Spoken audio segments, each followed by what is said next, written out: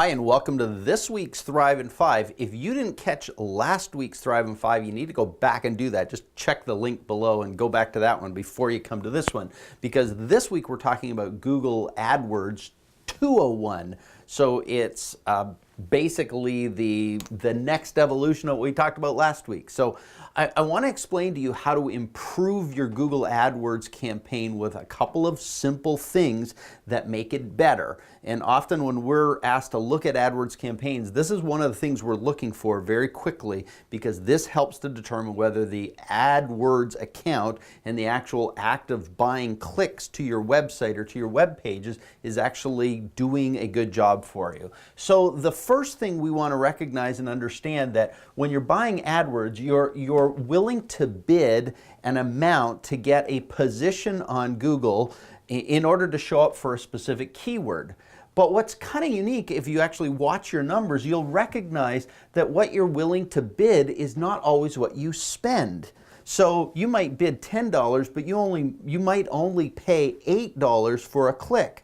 And so why is that? Well, to help you understand that, your spend is actually your bid amount times a quality score that Google imposes on your particular ad and keyword. And so if you want to understand what Google's quality score is, you need to then notice a couple of things. The first thing that Google takes into account is what's called a click-through rate. And so a click-through rate is actually the number of times your ad shows up divided by the number of times somebody clicked it.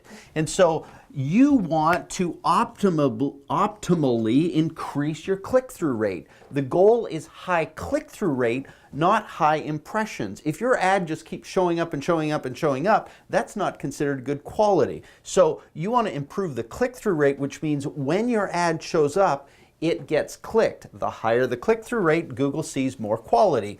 The relevance of this ad. So Google goes, does the ad and the keyword that you're bidding on match the page that you're sending it to? And we talked a little bit about that last week, but the relevance is really important. The historical bidding around this keyword starts to take effect. If you've been bidding on this keyword for years and you've had a good quality score, your entire quality score is going to maintain something. So just sort of turning on and turning off at random intervals isn't helping your history. And then Google has a number of other little factors that go into play that are important in determining the quality score. The quality score is really what drives your spend based on your bid count. So it's important to understand these factors. Without understanding those, you could be spending a lot of money and not improving your actual spend ratio.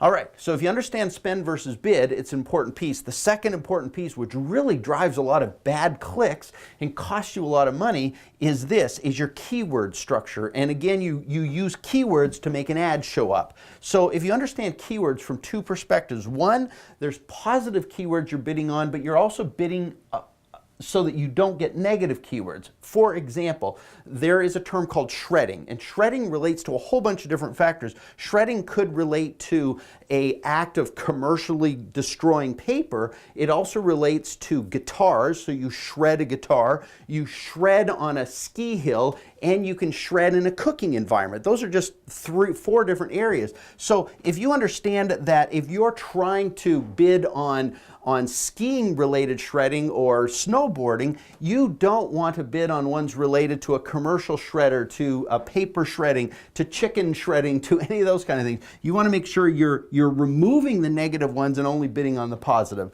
And then finally, you want to make sure the keywords that you're bidding on have a match related to them. And a lot of people just go in and put a term. Let's look at red tennis shoes. So if you go in and your keyword is just tennis shoes, Google automatically assumes a broad-based match for that, and they'll give you anything related to tennis shoes. It could be how big are tennis shoes, how many tennis shoes, as long as you've just got tennis shoes. But if you're only wanting to sell red tennis shoes, you don't want broad match. You want at least phrase, if not exact. So if you say red tennis shoes and you make that your bid keyword, Google will only show up red tennis shoes.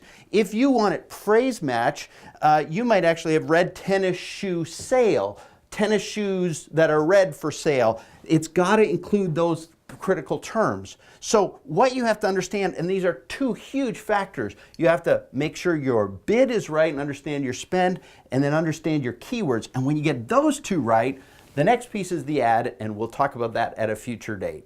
You got the knowledge, now go do something good with it. We'll catch up next time.